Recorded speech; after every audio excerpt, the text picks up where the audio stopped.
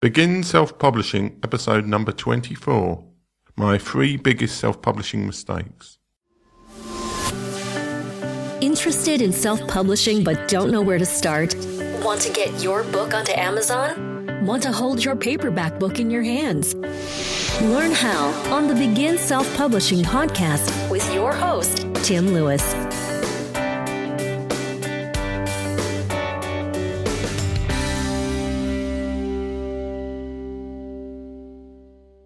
In today's episode, I'm paying homage to a popular blog post format and telling you my 3 biggest mistakes I've made in my self-publishing journey so far.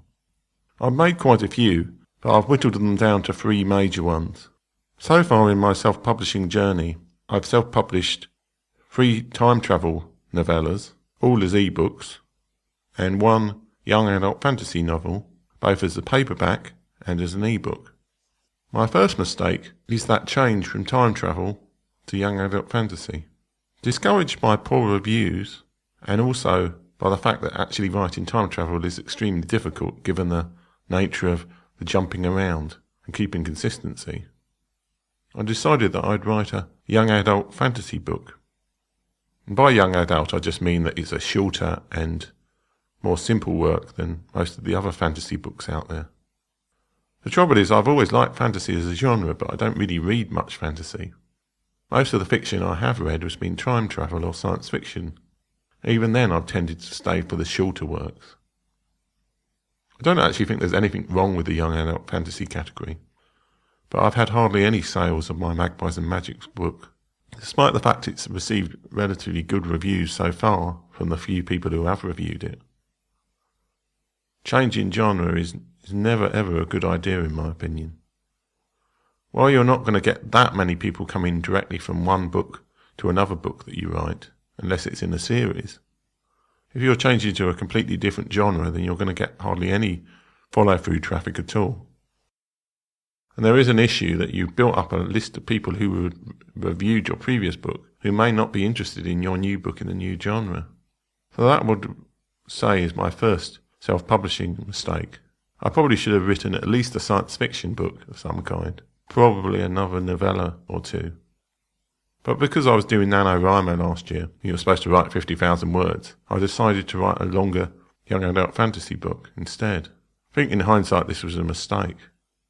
Not that I don't actually think that Magpies and Magic is actually a better book than the Timeshock ones. It's just it hasn't sold because it's in a different genre to what I'd already built up a small audience in.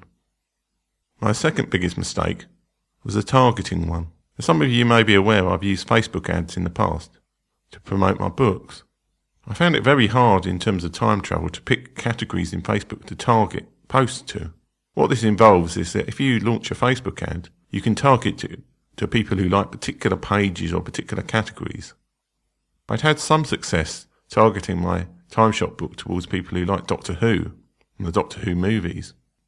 But I really wanted to pick some book to target people to. One of the few ones I could find was a book called Time and Again, which at that point I hadn't read. This was my first mistake. My second mistake was targeting ads towards people who'd read Time and Again. At that time, I'd released my second Timeshock book in the Timeshock trilogy, and I made the first book free. It had reasonably good reviews, not terrific reviews, but it had like about 4-star average. So there was very little friction for people who saw this advert for Timeshock and picked up the book for free. What I didn't appreciate until I read Time and Again sometime later was actually it's a very, very different book to my book. It's the other end of the extreme. It's an extremely descriptive time travel novel where very little actually happens in the book. It's very based on historical description. Well, my books are the total opposite. They're very action-based with hardly any description or character development. My books are very genre-based. Well, this is almost literary-based. I gave up on Time and Again in the middle, and I know from some of the other people who've left 1-star reviews on it that they did the same thing. But I know the people who love that book really love it, but they would also hate my book, and I do think this has contributed to a lot of the very bad 1-star reviews I've had. You've got to be very careful not to direct readers towards your book who will instinctively hate it. And that was my second biggest mistake. So in effect, I paid a lot of money to send a whole load of people who are going to hate my book to read my book. That clearly isn't a good idea. My third mistake is to do with my Magpies and Magic book. The issue I had was that because I'd changed genre, the existing reviewers and other people I knew who I reviewed my other book weren't that interested in a young adult fantasy book. There was a few people I found who were willing to read it and review it, but not that many. I did go through some lists of independent reviewers and email about 10, 15 of them, but only 1 or 2 of them came back. I should have pursued this more actively and spent much more time building up reviewers for the book. Without a reasonable number of reviews, whether good or bad, on your book, a lot of people won't necessarily even touch the book.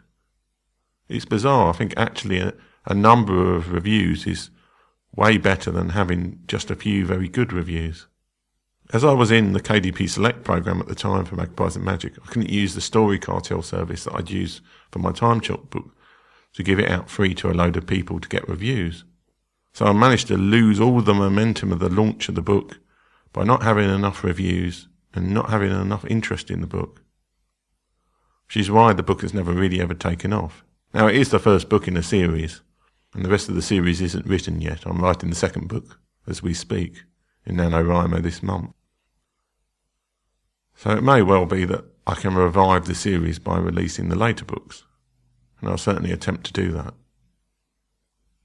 But you need to be careful if you're going to release a book and you want it to sell, to get a reasonable number of reviews for the book around the time that it's launched, or possibly even at the time it's launched. Obviously don't pay people to do this, but put in the work and find lists of reviewers and go down them and email them and ask them to review your book. Don't send them the book. Just ask them if they are interested in it and then send them the book. This is the way to go, and I just didn't put enough work into that. So those are my 3 biggest self-publishing mistakes. This is really in response to a podcast episode on the Pro Blogger podcast, which is a great podcast about blogging that I listen to, when Darren Rouse challenged the listeners of his show to create a mistakes blog article. Well, I've created a mistakes podcast episode. I hope you've enjoyed it. And if you've got any other mistakes that you've made or you've heard people make, then leave them in the comments to the parallel blog post to this episode at beginselfpublishing.com. I'll chat to you guys next week. Thanks for listening. If you enjoyed today's show, please stop by iTunes and rate and leave a review. This helps make the show more visible. For free resources, show notes, and other helpful content, join the community at beginselfpublishing.com.